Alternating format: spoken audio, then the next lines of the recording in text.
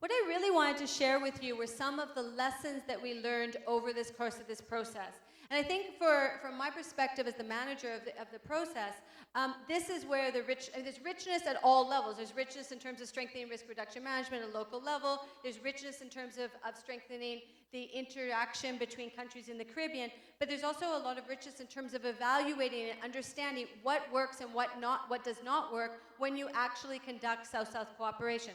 So I just wanted to share with you a couple of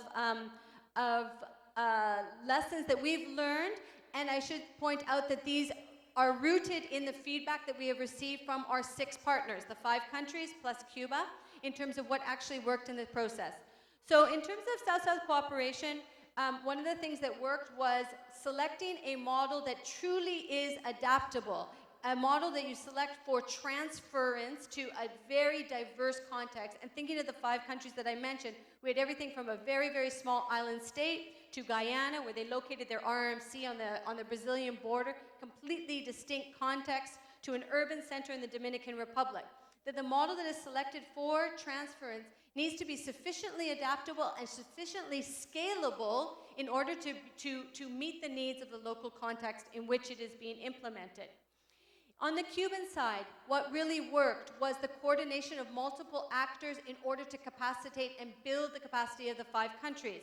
So on the Cuban side, we had civil defense, we had the environmental agency, we had a university involved, we had GeoCuba involved, we had the Planning Institute involved. All of those actors on the Cuban side, which is a very integrated system, were able to contribute their expertise to strengthen that of the 5 countries that were involved.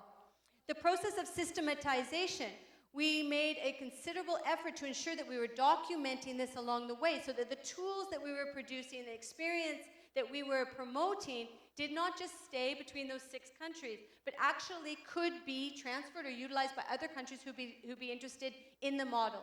And that meant videos, toolkits, articles, presentations, really that there was a plan of systematization that went along with the project management. The role of UNDP was one that allowed the process to flow. It was a complex process with 6 countries, different languages involved, and there needed to be a central coordinating body with national level knowledge. So our national country offices had the relationships, they had the ability to do the follow-up, they understand the local context, they spoke the local language, they understand the norms and the nuances that were involved at that particular country level, which was indispensable in terms of facilitating South-South cooperation. What else functioned was the participation and the buy-in by all levels of actors. So there was considerable time and effort put into ensuring that local communities understood the model, that local actors, the decision makers, the political authorities, they understood the model and they saw the value of it, and the national authorities, they understood how this model could actually serve their purposes in terms of strengthening their relationships with local actors. And I should say that the buy-in by the local and the national actors is borne out in terms of, if you look at our calculations at the end of the project, in terms of the in-kind and budgetary support that the local actors provided for this process. And I should also point out that as the project concludes, there are 3 countries out of the 5 who are including the RMCs in their budgets, and they're expanding them to other regions and other municipalities, which is also an indication of the importance of buy-in by our local and national authorities. Obviously, it was an opportunity, it was a platform for opening dialogue and encouraging dialogue in the area of risk reduction. As I mentioned, the sustainability of the project is visible in terms of the in-kind contribution, the budgetary contribution, and the desire to replicate and scale up the model at a national level by multiple authorities, including that of Trinidad, Tobago, Jamaica, and the Dominican Republic. And one of the points that I want to make that I think is really important is around South-South cooperation. I, having worked in this area for 4 or 5 years, am firmly convinced that it needs to really go beyond sharing of experiences. That South-South cooperation could be sitting around and I can tell you what we did, or a person X or country X can speak about what they did. But unless it is complemented by a more systematic approach to South-South cooperation, and that includes the development of tools, that includes the application of those particular tools, that includes the assistance in that application, it it will not, it has a lot more potential than it is often given. So I just want to point out that South-South cooperation is a continuum, and that I'm really in favor of moving the continuum along and strengthening it and deepening it, because I think it has a lot of potential for successful development practices. What are some of the lessons that we learned over the course of this 4-year process?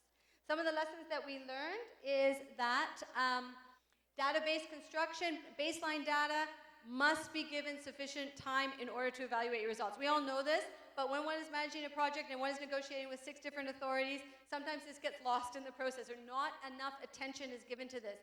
This is a key fundamental lesson that we learned, that we did a baseline data, but now, 2 years later, we're trying to go back and evaluating exactly what was the results. And our baseline data, our initial data was not deep enough and broad enough, and it wasn't informed enough. So that was a definite lesson learned. Technical assistance and capacity development always must be based in demand. Always must be based in demand. And that means it should be based on a significant and comprehensive evaluation of institutional and individual needs. Capacity development is better done as practical, interactive, and participatory. And this is a lesson that we learned over the course of this process, particularly when one is adapting and implementing a model. Then the capacity development needs to be very hands-on, and it needs to be problem-based. The participation at multiple levels is fundamental. I already mentioned that. Sorry, I just got it. One of the things I want to draw your attention to is the last one, which was a feedback that we got from multiple countries. It is the need for, in South-South cooperation, to open up spaces for countries to share between each other. So we had not a vertical, we had a fairly horizontal process where Cuba shared to the 5 countries. The 5 countries had opportunities to get to know what each other were doing. We had a Facebook and Twitter account, which provided some channels for sharing. But the lesson learned is that the countries themselves wanted platforms and spaces to share their experience between each other. They needed virtual spaces to put up their questions, seek clarifications, share the tools that they were developing, share the curriculums, the local trainings, how they were working with communities. This feedback has come from 4 out of the 5 countries, that they very much wanted spaces for sharing between them, that it wasn't just one way, but it also had a horizontal and more interconnected sharing value. And I think that was a really important lesson that we learned. And just to touch back on my point previously about where can South-South cooperation go, our South-South cooperation included publication of materials, presentations, adaptation of a particular model, follow through with that model, monitoring support, in-country technical assistance to the pilot countries, but it could go even further. And these are some of the areas, and I want to leave you this in terms of where could it go.